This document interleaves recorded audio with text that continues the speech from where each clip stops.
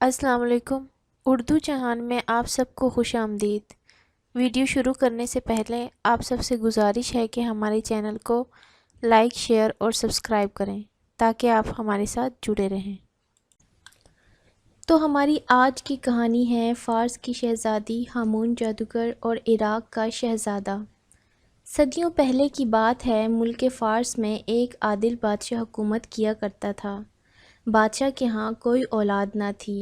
آخر ایک دن لوگوں کی دعائیں بارگاہ خداوندی میں منظور ہوئیں اور بادشاہ کے گھر ایک چاند جیسی حسین بیٹی پیدا ہوئی، جس کی آنکھیں موٹی موٹی تھیں، جس کی پتلی بھوری اور ہلکی ہلکی نیلی آنکھیں تھیں۔ اس لیے بادشاہ نے شہزادی کا نام شہزادی نیلو رکھا۔ شہزادی کی تربیت بالکل شہزادوں جیسی ہو رہی تھی، کیونکہ بڑے ہو کر شہزادی نے ہی اس ملک کی باغ دوڑ سنبھالنا تھی۔ وقت کا پہیہ تیزی کے ساتھ گھومتا رہا اور شہزادی 16 برس کی ہو گئیں۔ اس ملک میں پہاڑوں پر ایک جادوگر اپنے بدصورت بیٹے کے ساتھ رہتا تھا۔ وہ جانتا تھا چند برس بعد اس ملک پر شہزادی نیلو کی حکومت ہوگی، پھر کیوں نہ کوئی ایسی تدبیر کی جائے کہ شہزادی کی شادی اس کے بیٹے کے ساتھ ہو جائے۔ بہت سوچ بچار کے بعد جادوگر بھیس بدل کر بادشاہ کے محل میں شہزادی کی خدمت کے لیے نوکر ہو گیا۔ ایک دن شہزادی شکار پر جانے لگیں تو وہ اس نوکر کو اپنے ساتھ لے گئیں۔ وہ بھی بہت سی کنیزیں اس کے ساتھ تھیں۔ جادوگر اسی دن کے انتظار میں تھا اور آج وہ موقع اس کے ہاتھ میں آ گیا تھا۔ جب شہزادی کھیتوں میدانوں میں سے گزرتی ہوئی ایک جنگل میں داخل ہوئی اور شکار کی تلاش میں آگے بڑھی، تو جادوگر جو کہ ایک گھوڑے پر ان سب کے پیچھے پیچھے تھا، کوئی منتر پڑھ رہا تھا، جس کے اثر سے ہوا بڑی تیزی سے چلنے لگی اور دیکھتے ہی دیکھتے طوفان کی شکل اختیار کر گئی۔ فضا میں گرد اتنی پھیل گئی تھی کہ کوئی ایک دوسرے کو دیکھ نہیں سکتا تھا، اور پھر اچانک شہزادی نے محسوس کیا کہ کوئی کود کر اس کے گھوڑے پر سوار ہو گیا ہے، اور اس نے شہزادی کے ہاتھ سے گھوڑے کی باگیں چھین لیں اور گھوڑے کو ایڑ لگا دی ہے۔ یہ جادوگر تھا۔ شہزادی نے بہت کوشش کی کہ کسی طرح وہ خود کو بچانے کے لیے گھوڑے سے کود جائے۔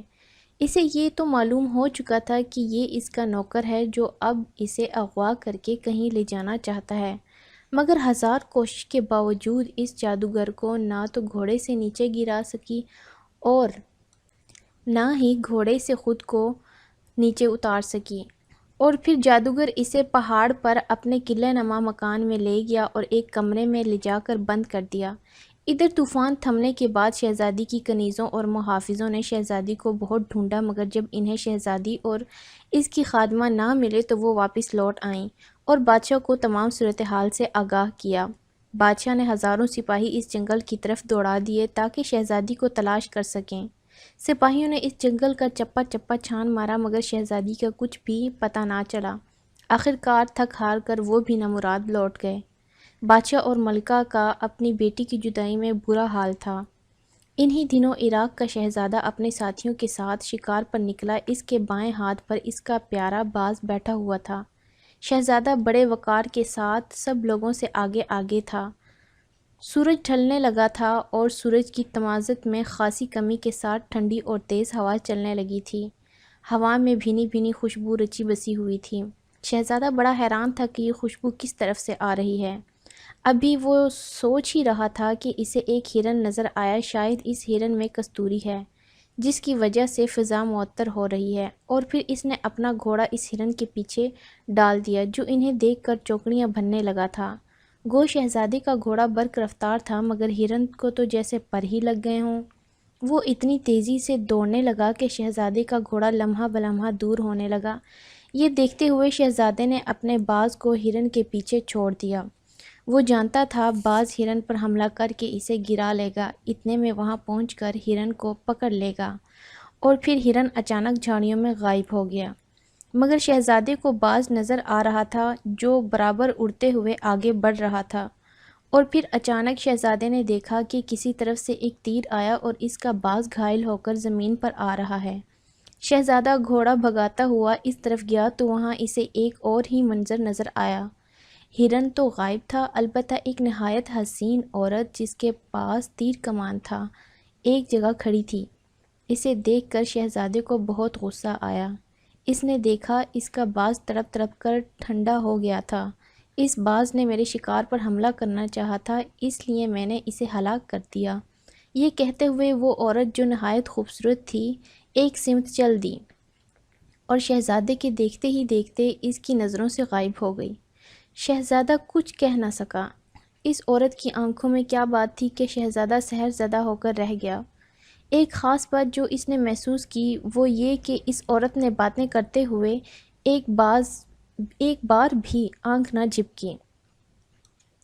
یہ انسانی آنکھیں نہیں ہو سکتیں، شہزادہ بڑبڑایا اور پھر ہمت کر کے اس طرف بڑھا جدھر وہ عورت گئی تھی، مگر اس طرف دور دور تک اس عورت کا نام و نشان نہیں تھا۔ آخر تھک ہار کر شہزادہ واپس ہوا اور اس نے گھوڑے کو ایڑ لگا دی۔ بس پھر کیا تھا، گھوڑا ہوا سے باتیں کرنے لگا مگر شہزادہ راستہ بھول چکا تھا۔ وہ سارا دن گھوڑے کو ادھر ادھر بھگاتا پھرا مگر جنگل تھا کہ ختم ہونے کا نام ہی نہیں لیتا تھا۔ آخر شام ہو گئی اور وہ تھک ہار کر گھوڑے سے نیچے اتر آیا اور اسے چلنے کے لیے کھلا چھوڑ دیا اور خود کسی جنگلی پھلوں کے درخت کی تلاش کرنے لگا مگر اسے کوئی بھی ایسا درخت نظر نہ آیا جس پر پھل لگے ہوتے، نہ ہی کہیں کوئی پانی کا چشمہ نظر آیا۔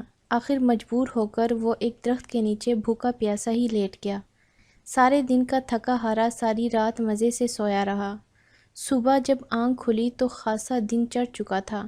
اس کا وفادار گھوڑا اس کے قریب ہی تھا۔ شہزادہ اٹھا اور خدا کا نام لے کر گھوڑے پر سوار ہو گیا۔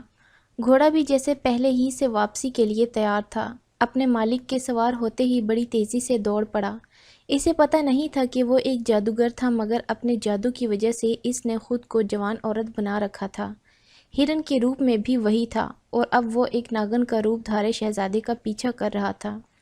دوپہر ہونے تک شہزادہ ایک ایسے مقام پر جا پہنچا جہاں ہزاروں برس پرانے کھنڈرات موجود تھے۔ شہزادے نے جب کھنڈرات کو دیکھا تو اس نے گھوڑے کی لگامیں کھینچ لیں۔ یہ کھنڈرات ایک پہاڑی پر تھے جس کے نیچے ایک چشمہ بھی بہہ رہا تھا۔ ہر طرف ہریالی تھی، چند درخت جنگلی پھلوں کے بھی تھے جنہیں دیکھتے ہی شہزادے کی بھوک چمک اٹھی۔ ان کے قریب پہنچتے ہی اس نے گھوڑے پر سے چھلانگ لگا دی۔ پھلوں کے بوجھ سے ٹہنیاں جھکی ہوئی تھیں اور پھر شہزادے نے پھل توڑ توڑ کر کھانے شروع کر دیے۔ گھوڑا بھی گھاس چرنے لگا۔ جب شہزادے کا پیٹ خوب بھر گیا تو وہ چشمے کی طرف بڑھا، منہ پر پانی کے چھینٹے مارے اور پیاس بجھائی۔ ابھی وہ اٹھ کر پلٹنا ہی تھا تو اپنے سامنے اسی عورت کو دیکھ کر سخت حیران ہوا، بلکہ اس پر کچھ دہشت بھی طاری ہونے لگی۔ وہ عورت شہزادے کے سامنے یوں وقار میں کھڑی تھی جیسے وہ کوئی ملکہ اور وہ شہزادہ اس کے سامنے کوئی حقیر سا شخص ہو۔ تم تو میرا شکار کر رہے تھے اور خود ہی شکار ہو گئے۔ یہ کہتے ہوئے اس جادوگر نے ایک زوردار کہکا لگایا۔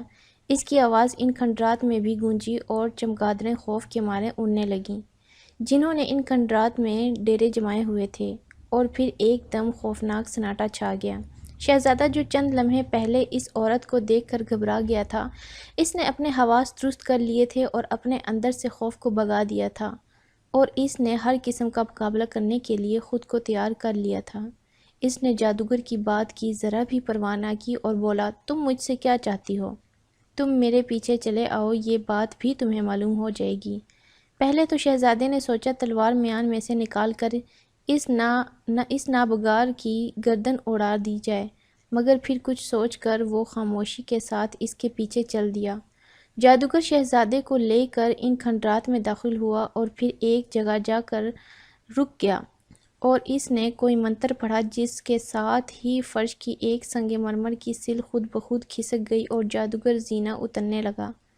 شہزادہ بھی اس کے پیچھے ہو لیا۔ وہ حیران تھا کہ باہر سے جو عمارت پوری طرح کھنڈر ہو رہی تھی، نیچے پوری طرح محفوظ اور شاندار فرنیچر سے آراستہ تھی۔ جادوگر نے شہزادے کو ایک کرسی پر بیٹھنے کا اشارہ کیا۔ شہزادہ خاموشی سے بیٹھ گیا۔ جادوگر کچھ دیر سوچتا رہا، پھر شہزادے سے یوں مخاطب ہوا، دیکھو اے شہزادے، تمہیں یہاں تک لانے کا ایک خاص مقصد تھا۔ دراصل میرے پاس فارس کی شہزادی نیلو قید ہے۔ میں چاہتا ہوں وہ میرے بیٹے سے شادی کر لیں، مگر میں جانتا ہوں کہ شہزادی میری بات پر کبھی رضامند نہیں ہوگی۔ میں کئی روز سے کسی شہزادی کی تلاش میں تھا اور پھر تم مجھے نظر آ گئے اور میں نہایت خوبصورت ہرن بن گیا تاکہ تم مجھے ہلاک کرنے کی بجائے زندہ پکڑنے کی کوشش کرو اور میں تمہیں یہاں تک لے آؤں، مگر تم شاید نہیں جانتے کہ جانوروں پر جادو کا کوئی اثر نہیں ہوتا۔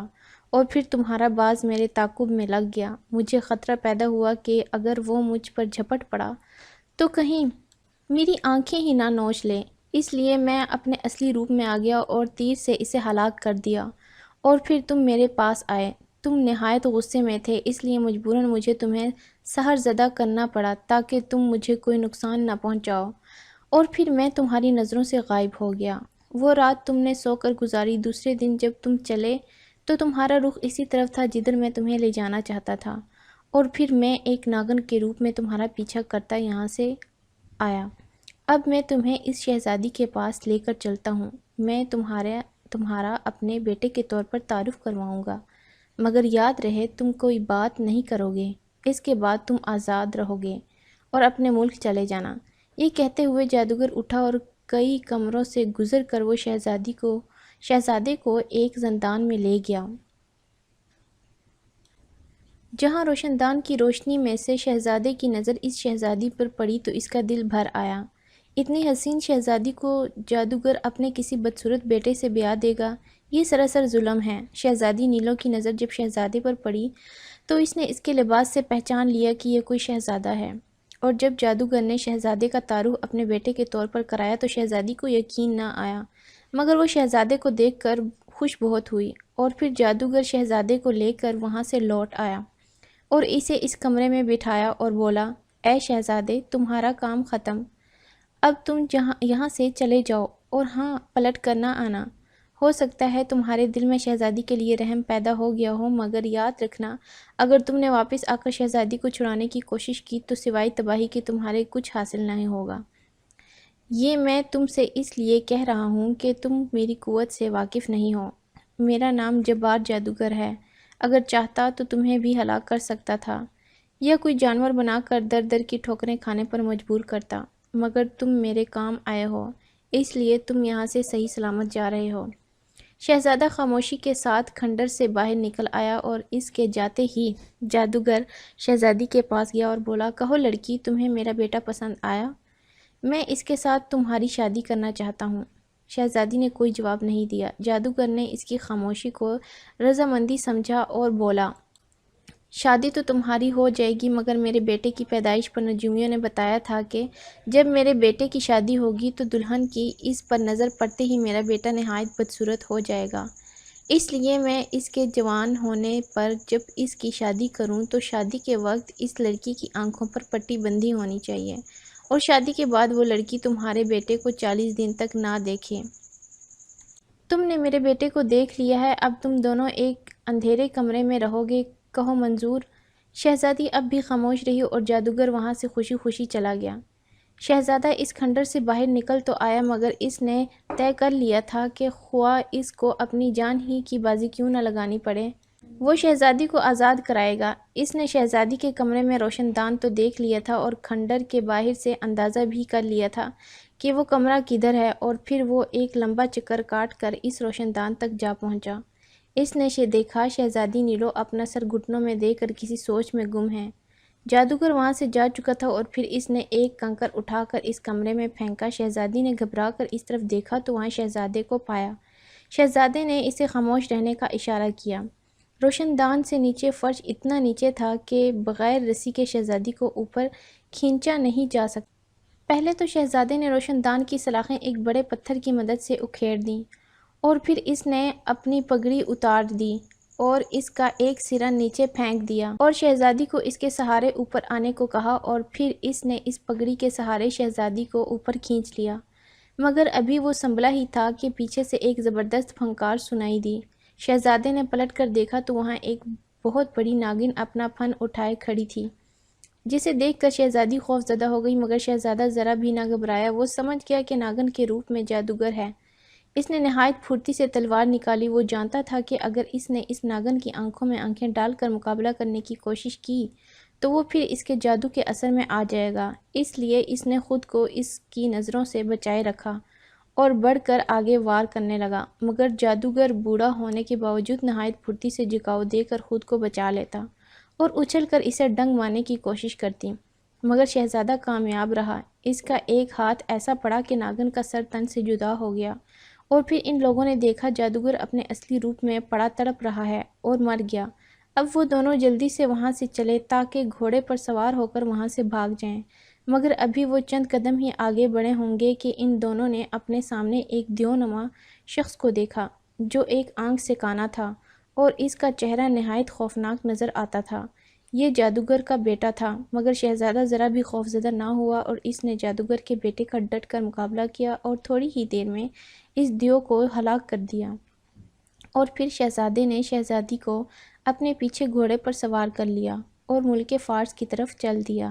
کئی دنوں کی مسافت کے بعد وہ فارس کی حدود میں داخل ہوا تو سرحد کے محافظ ان دونوں کو ایک جلوس کی شکل میں بادشاہ کے پاس لے گئے، جو اپنی بیٹی کی گمشدگی کی وجہ سے سخت پریشان تھے، اور پھر شہزادی نے بادشاہ کو تمام واقعہ کہہ سنایا کہ کس طرح جادوگر نے، جو اس کے محل میں ملازم ہوا کرتا تھا، اسے اغوا کیا اور لے جا کر قید کر لیا، اور کس طرح شہزادے نے اسے بچایا۔